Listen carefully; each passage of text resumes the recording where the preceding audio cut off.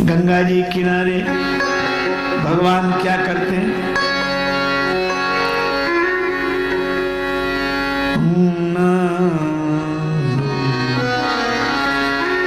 मांगी ना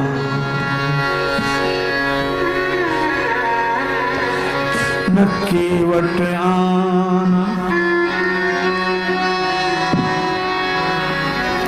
मांगी नाव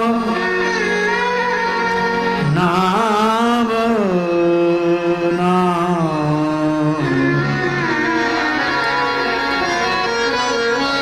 मांगी नाव न केवट आना, मांगी नाव न केवट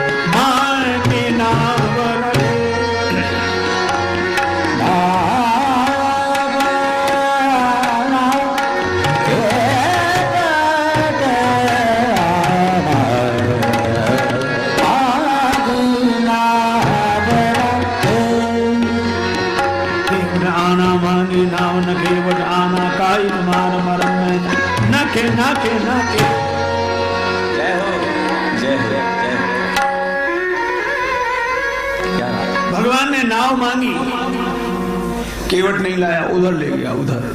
भगवान बोले उधर नहीं इधर।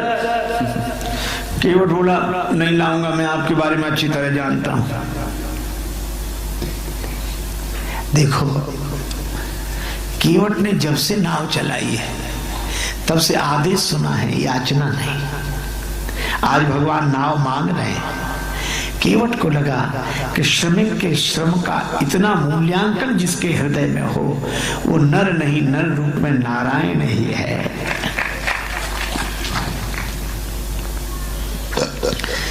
अच्छा केवट की साधना कितनी बढ़िया है। नाव वो भी चलाता है, पार करता है, पैसा लेता है, परिवार का पालन करता है। यही तो हम लोग करते हैं। लेकिन केवट की साधना में एक आंतरिक आराधना है। वह नाव तो चलाता है, पैसा तो कमाता है, पर वह अपनी नाव को गंगा जी में चलाता है, दूसरी किसी नदी में नहीं। इसी तरह अपनी पारिवारिक पृष्ठभूमि का पोषण करते हुए कोई भगवान की भक्ति की धारा से जुड़ा रहता है तो उसे भगवान के पास नहीं जाना पड़ता, भगवान उसके पास चलकर आ जाते हैं। नाव मांगी, केवट बोला मैं अच्छी तरह जानता हूं, नहीं लाऊंगा। एक अध्यापक ने एक विद्यार्थी से कहा,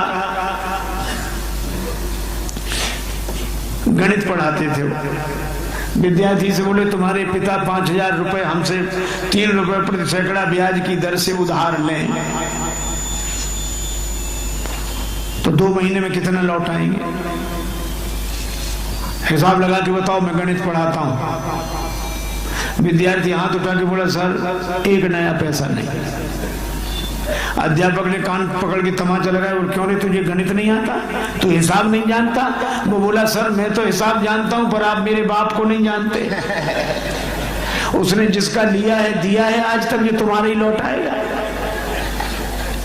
अभी जानने की बात तो भाई बड़ी विचित्र। और केवट कहता हम अच्छी तरह जानते हैं। अब लक्ष्मण जी को बहुत बुरा लगा। श्री जानकी जी को। पर राम जी ऐसी स्थिति में भी मुस्कुरा रहे हैं, बेहसे करुणा है। आप विचार करो, क्या ऐसी परिस्थिति में कोई मुस्कुरा सकता है?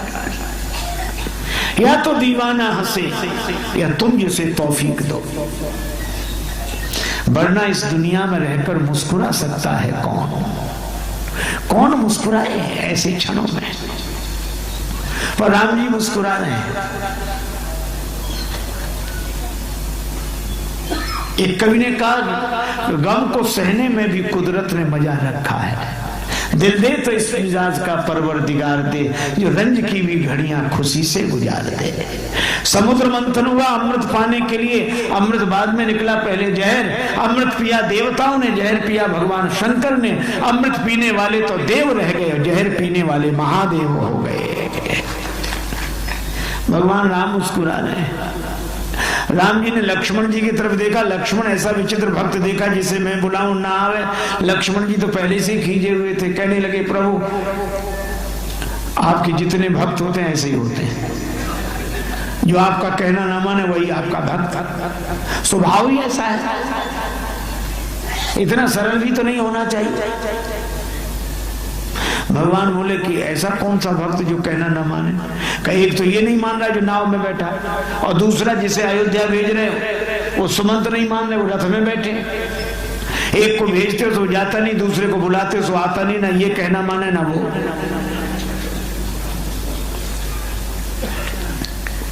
भगवान ने कहा, लक्ष्मण किसी दुकानदार की बौनी सवेरे सवेरे बिगड़ जाए, कोई उधार मांगने वाला आ जाए सवेरे से, तो दुकानदार क्या, अरे क्या बौनी ना बट्टा, सवेरे से आ गए, अब दिन भर उधारी का सामना करना पड़ेगा, सगुन बिगड़ गया हमारा। राम जी बोले, इसी तरह हमारी यात्रा का सगुन बिगड़ गया। क्यों? वनवास मुझे मिला था, लक्ष्मण तुम्हें भी नहीं, श्री जानकी जी को भी नहीं। हाँ प्रभु, 14 वर्ष राम वनवास, तो हमने आप दोनों को मना किया था कि हमारे साथ मत चलो। दोनों बोले हाँ किया था। बोले फिर आप दोनों ने कहना माना? बोले नहीं माना। राम जी बोले, अब तभी समझ गए थे कि यात्रा के शुरू में ये हालत, तो आगे जितने मिलेंगे सब ऐसे ही मिलेंगे।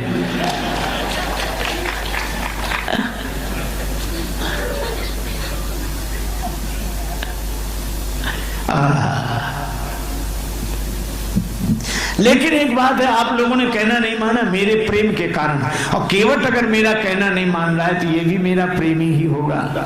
लक्ष्मण जी बोले, इसमें प्रेम तो दिख नहीं रहा है। भगवान बोले, केवट के जीवन में प्रेम का दर्शन है, प्रेम का प्रदर्शन नहीं। ठीक है प्रभु, आप ही करो इससे बात। और केवट कह रहा था, मन में तो सोच रहा है कि बड़े बड़े राजा आपको नहीं रोक सके, जनकपुर में जनक जी नहीं रोक सके, अयोध्या में दशरथ जी नहीं रोक सके, श्रृंगवेरपुर में सुमंत जी नहीं रोको, श्रृंगवेरपुर के राजा नहीं रोक सके निखादराज। अब मेरी क्या हिम्मत जो आपको रोक लूं, इसलिए न नाव लाऊंगा न पार करूंगा, अपने आप रुके रहोगे। भाव तो उसका ही है, लेकिन कह रहा आपकी चरण धूलि धन्य है, उसमें मनुष्य बना देने की शक्ति है। आप कभी विचार तो करो, कैसी अद्भुत बात कही है। छुअत शिला भय नारी सुहाई, छुअत शिला, छुअत शिला नारी सुहाई,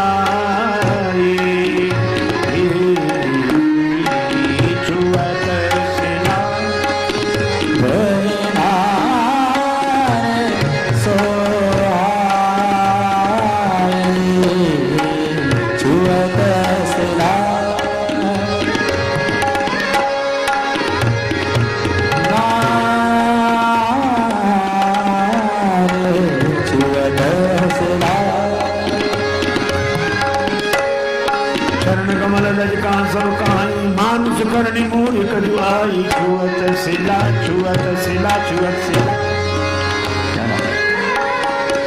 आपके चरण कमल में जो धूल है उसका ऐसा चमत्कार है, मनुष्य बना देती।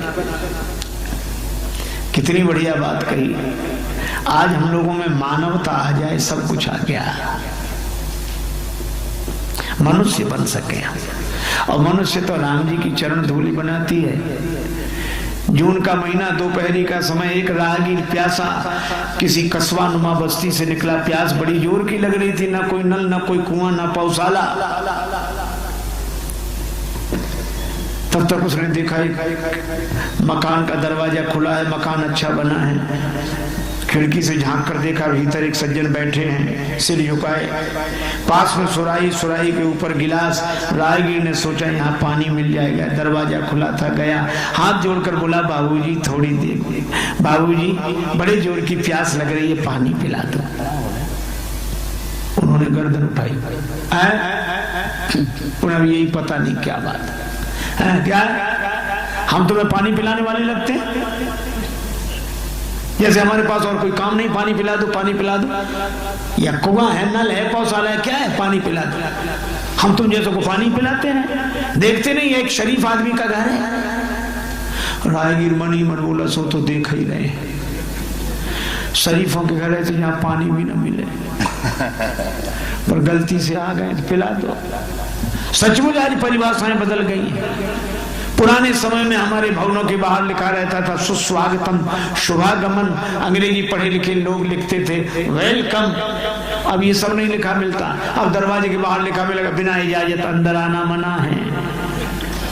अब कहीं कहीं लिखा होगा कुत्ते से सावधान। हालांकि उस मकान में रहते आदमी हैं और सावधान कुत्ते से किया जाता है। हमने एक सज्जन से कहा, कुत्ता काहे को पालते हो? उन्होंने बड़ी पीड़ा भरी बात कही, महाराज जमाना खराब है, बड़ा डर है। उस दिन हमें लगा कि आज आदमी आदमी से डर रहा है और आदमी से आदमी की रक्षा कुत्ता कर रहा है, तो भी हम अपने को आदमी कहते हैं। क्या करेगा प्यार वो भगवान से, क्या करेगा प्यार वो ईमान से। जन्म लेकर गोद में इंसान की कर न पाया प्यार जो इंसान से। मानवता आनी चाहिए। सच लुट गया सरेआम, सपन बाकी है, अब तो शबनम की जगह तपन बाकी है। आज आंखें भी हैरत से हैं परेशान, इंसान ना पता है कफन बाकी है। हमें पनडुब्बियों की तरह पानी के भीतर उतरना आ गया है, हमें चिड़ियों की तरह आकाश में उड़ना आ गया है, पर आदमी की तरह हमें धरती पर रहना नहीं आता। गुल में गर निगत नहीं तो कुछ नहीं, दिल में गर उल्फत नहीं तो कुछ नहीं। आदमी में हजार जौहर हो तो क्या आदमियत नहीं तो कुछ नहीं। और ये मानवता राम जी की चरण धूलि से मिलेगी। मानुष करनी मोरी कछु आई। वो राहगीर कह रहा गलती से आ गए तो पानी पिला दो। उस बड़े आदमी ने कहा रुको, आवाज लगाई, कोई है? नौकरों को आवाज लगाई, मौके पर कोई नहीं था। तो राहगीर से बोले बैठ जाओ, किसी आदमी को आ जाने दो, पानी पिलवा देता। और नौकर भी ऐसे आई नहीं कोई। बोला बाबूजी जोर की प्यास लग रही है, बैठो ना। कह दिया किसी आदमी को आ जाने दो, पानी पिलवाए देते हैं। राहगीर हाथ जोड़कर बोला बाबूजी थोड़ी देर के लिए अगर तुम ही आदमी बन जाओ तो कुछ हर्ज है। मानवता। राम जी ने पशुओं को भी मनुष्य बनाया, रावण ने मनुष्यों को भी पशु बनाया। राम जी की संस्कृति मानवता के लिए है। पर केवट और अद्भुत बात कहता है। ये प्रसंग केवट के संदर्भ में भिन्न अर्थ देता है। केवट ने कहा कि हम बिना ही पढ़े लिखे, बिना विकसित अच्छे, नाव अगर नारी बन गई तो घर में बैठेगी, और घर में जो पहले से बैठी उसे कैसे समझाऊंगा? वो तो सोचेगी नाव बेचकर दूसरा विवाह करके लाए हो। घर नहीं, घर क्यों समझाई हो जू। लक्ष्मण जी ने कहा हद हो गई, भगवान को समझा रहे हो, पत्नी को नहीं समझा सकते? केवट हाथ जोड़ के बोला महाराज अपना अपना अनुभव, भगवान को समझाना आसान है, पत्नी को समझाना बहुत। मैं यहाँ की बात नहीं कह रहा, केवट की बात बता रहा। यहाँ तो सब लोग समझ। भगवान ने कहा क्या चाहते हो? चरण धोने की आज्ञा दो। चरण धोने की समस्या नहीं, आज्ञा मांग रहा है। कहो तब चरण धोएंगे। भगवान ने कहा बहुतों ने हमसे बिना पूछे हमारे चरण धो लिए। केवट बोला जिन्होंने बिना पूछे आपसे आपके चरण धोए उनकी अपनी गरज रही होगी, पर यहाँ गरज मेरी नहीं आपकी है, गरज मेरी नहीं आपकी है। इसलिए आप कहो कि हे केवट, यहाँ पार मुझे नहीं आपको जाना है। जिन्होंने बिना पूजे चरण धोने भवसागर से पार जाना होगा, पर यहाँ तो श्री गंगा पार आपको करना है। इसलिए कहो हे केवट, हमारे चरण धोकर हमें पार कर दो। केवट बोला सो तो भगवान ने कहा कि सब कुछ ले रहा, एहसान रत्ती भर नहीं, अब हम ये कैसे कहें कि हमारे चरण धो। अरे किसी श्रद्धालु की श्रद्धा है तो चरण छू ले, पर ऐसा कौन होगा जो चरण फैला कर चरण चरण छुओ। राम जी कैसे कह दे सब उचित सकृत प्रणाम किए हो।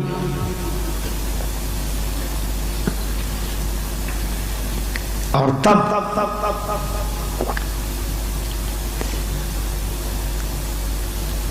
राम जी ने कहा अगर हम चरण धुला ले तो केवट बोला हम पे कोई एहसान करोगे।